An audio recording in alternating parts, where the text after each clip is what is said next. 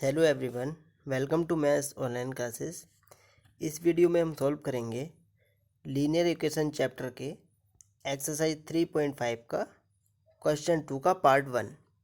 तो देखते हैं क्वेश्चन क्या है हमारे पास।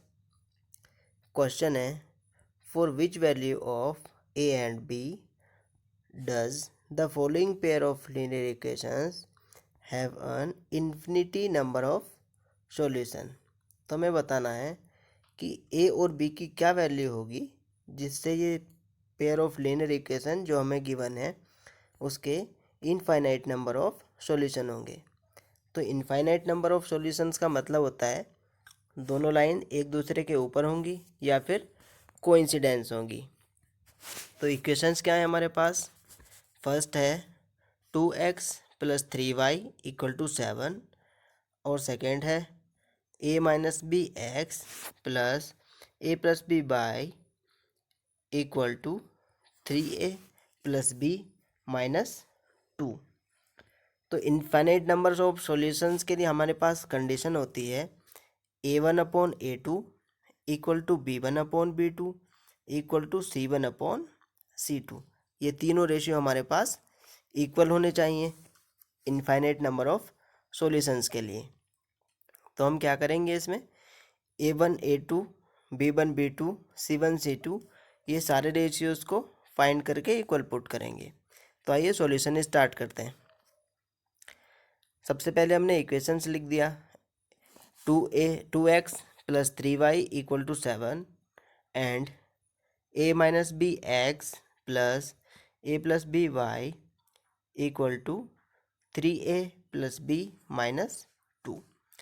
अब हम यहाँ से कंपेयर करके a1 b1 c1 और a2 b2 c2 इनकी वैल्यूज़ लिख लेते हैं।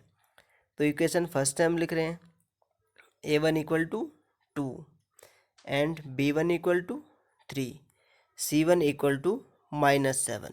ये -7 हमने इसलिए लिखा है क्योंकि जो हमारी इक्वेशन होती है उसमें c1 ऑपोजिट साइड होता है। इक्वेशन होती है हमारे पास a1x + b1y + c1, मतलब ये -7 ऑपोजिट साइड होना चाहिए था। अब इसको ऑपोजिट साइड लेकर जाएंगे तो ये माइनस में हो जाएगा, इसलिए हमने c1 की वैल्यू लिखी है -7।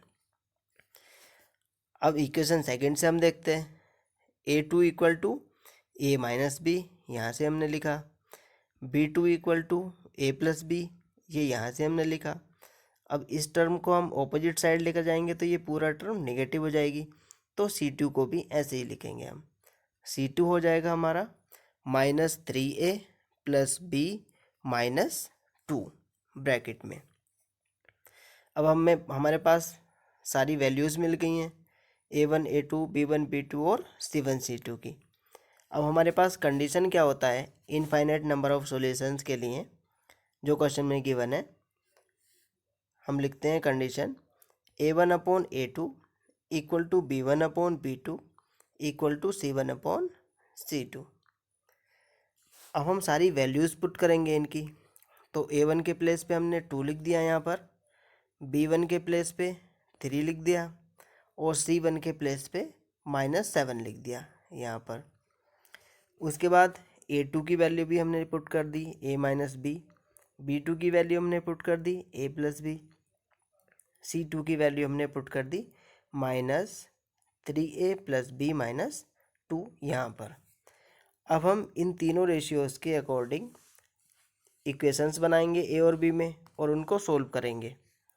तो ये हमारा फर्स्ट रेशियो हो जाएगा, ये सेकंड रेशियो हो जाएगा और ये थर्ड रेशियो हो जाएगा। तो इनको सोल्व करते हैं। सोल्व करने के लिए यहाँ पर मैंने फर्स्ट रेशियो लिया है, ये सेकंड रेशियो लिया है और ये थर्ड रेशियो लिया है। अब मैंने यहाँ पर लिखा है according to first and second ratio, मतलब ये जो दोनों रेशियो इक्वल हैं फर्स्ट एंड सेकंड, इनको सोल्व करके हम ए और बी में इक्वेशन बनाएंगे। तो मैंने फर्स्ट और सेकंड को पहले लिया है a/2/a - b = 3/a + b। अब इन दोनों को जब सोल्व करेंगे तो क्रॉस मल्टीप्लाई करना पड़ेगा। क्रॉस मल्टीप्लाई कर रहे हैं हम, 2 का मल्टीप्लाई होगा a + b में और 3 का मल्टीप्लाई होगा ए माइनस बी में। तो हम यहाँ पर कर रहे हैं 2 का मल्टीप्लाई हमने किया ए प्लस बी में, ये हो जाएगा 2 into A plus B equal to 3 का मल्टीप्लाई होगा ए माइनस बी में, तो ये हो जाएगा 3 इंटू ए माइनस बी। अब 2 का मल्टीप्लाई करेंगे ब्रैकेट में, ये हो जाएगा हमारे पास 2a plus 2b, 2 into A 2a, 2 into B 2b equal to, यहाँ पर भी होगा 3 इंटू ए 3a, 3 इंटू बी 3b। तो ये हमारे पास इक्वेशन मिल जाएगी। अब हम यहाँ पर लाइक टर्म्स एक तरफ लिख लेते हैं। तो यहाँ पर 2a और 3a, ए वाली टर्म है, दोनों लाइक टर्म्स हैं, इनको हम एक तरफ लिख लेते हैं। 3a को हम उठा के इधर लेकर आएंगे तो माइनस का हो जाएगा। हमने यहाँ पर लिखा 2a माइनस 3a। अब इस 2b को उठाकर ऑपोजिट साइड लेकर जाएंगे तो ये भी माइनस का हो जाएगा। तो ये हमें मिलेगा 3b पहले से ही था माइनस 2b। यहाँ पर 3a जो है वो निगेटिव है और 2 से ज़्यादा है, तो निगेटिव साइन आएगा हमारे पास और दोनों का डिफरेंस हो जाएगा। ये हमें मिलेगा minus a equal to 3b और माइनस 2b दोनों निगेटिव है, तो यहाँ पर हो जाएगा minus a equal to minus 5v। अब यहाँ पर माइनस से माइनस कैंसिल हो जाएगा, तो हमारे पास इक्वेशन मिल जाएगी हमें सॉल्व करने के बाद a इक्वल टू 5b। ये फर्स्ट और सेकंड रेशियो को सॉल्व करके हमने इक्वेशन फाइंड कर लिया। अब सिमिलरली हम फर्स्ट और थर्ड रेशियो को लेते हैं या फिर सेकंड और थर्ड रेशियो को ले सकते हैं। तो मैंने यहाँ पर फर्स्ट और थर्ड रेशियो लिया है, तो इसमें भी क्रॉस मल्टीप्लाई करना पड़ेगा हमें।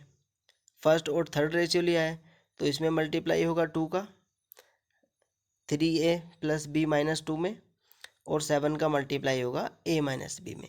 यहाँ पर थर्ड रेशियो में -7 था और नीचे भी माइनस का था, तो माइनस से माइनस साइन कैंसिल हो गया। उसके बाद मैंने मल्टीप्लाई करके यहाँ पर लिखा, देखते हैं फर्स्ट एंड थर्ड रेशियो को। ये हो जाएगा 2 into 3a plus b minus 2, इस 2 का मल्टीप्लाई यहाँ पर और इस 7 का मल्टीप्लाई a माइनस बी में, तो ये हो जाएगा 7a माइनस बी।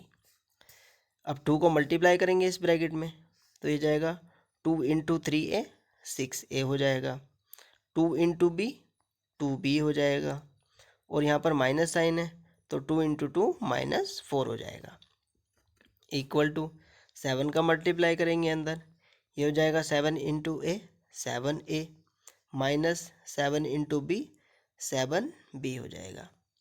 अब हम फिर से लाइक टर्म्स को एक तरफ लिखते हैं, मतलब ए वाले टर्म्स एक तरफ और बी वाले टर्म्स एक तरफ। तो यहाँ पर 6a पॉजिटिव है, ऑपोजिट साइड हम लेके कर गए तो ये निगेटिव हो गया। ये हो गया हमारे पास 7a माइनस 6a। यहाँ पर 7b माइनस का है, ऑपोजिट साइड लेकर जाएंगे तो फिर प्लस का हो जाएगा, तो ये हो जाएगा हमारे पास 2a, यहाँ से बचा 2a प्लस 7b माइनस 4। अब इसको सॉल्व करते हैं, 2b प्लस 7b टोटल हो जाएगा 9b माइनस 4, ये पहले से ही था, equal to 7a minus 6a, ये हो जाएगा हमारे पास a। तो हमें इक्वेशन मिलेगी 2a equal to 9b minus 4। First और थर्ड रेशियो से हमने इक्वेशन फाइंड कर लिया। अब हमारे पास दो इक्वेशन है ए और बी में। पहली इक्वेशन क्या है, ए इक्वल टू 5b, और दूसरा इक्वेशन क्या है, ए इक्वल टू 9b माइनस 4। ये भी ए के इक्वल है और ये भी ए के इक्वल है, तो हम इन दोनों इक्वेशंस को इक्वल पुट कर सकते हैं, या फिर मैं ऐसा बोल दूं इन दोनों को सब्ट्रैक्ट कर देंगे और फिर हम b की वैल्यू फाइंड करेंगे। तो सॉल्व करते हैं इसको। यहाँ पर मैंने लिखा फ्रॉम इक्वेशन 1 एंड 2। एक बार फिर इधर देखते हैं, इक्वेशन 1 है a इक्वल टू 5b और इक्वेशन 2 है a equal to 9b minus 4। तो हमने इन दोनों को इक्वल पुट कर दिया, तो ये हमारे पास हो जाएगा 5b equal to 9b minus 4। अब हम इस 9b को अपोजिट साइड लेकर जाएंगे तो ये माइनस का हो जाएगा, और इसमें से 5 जब सब्ट्रैक्ट करेंगे हम तो हमें मिलेगा -4b इक्वल टू, यहाँ पर बचेगा -4। अब ये -4 भी इक्वल टू -4 है, इसको -4 से डिवाइड कर देंगे दोनों टर्म्स को, तो हमारे पास b मिल जाएगा 1। b इक्वल टू 1, ये हो जाएगा हमारा b की वैल्यू। अब a की वैल्यू फाइंड करने के लिए हम b की वैल्यू को किसी भी इक्वेशन में पुट कर सकते हैं। तो मैंने फर्स्ट इक्वेशन में पुट किया है, substituting the value of b in equation 1। Equation 1 में पुट किया, इक्वेशन 1 था मेरे पास a इक्वल टू 5b, ठीक है। तो b की जगह पे 1 पुट करेंगे, ये हो जाएगा 5 इंटू 1, तो a की वैल्यू मिल जाएगी मेरे पास 5। अब हमने इस प्रकार a और b दोनों की वैल्यू फाइंड कर ली, a equal to 5 and b equal to 1।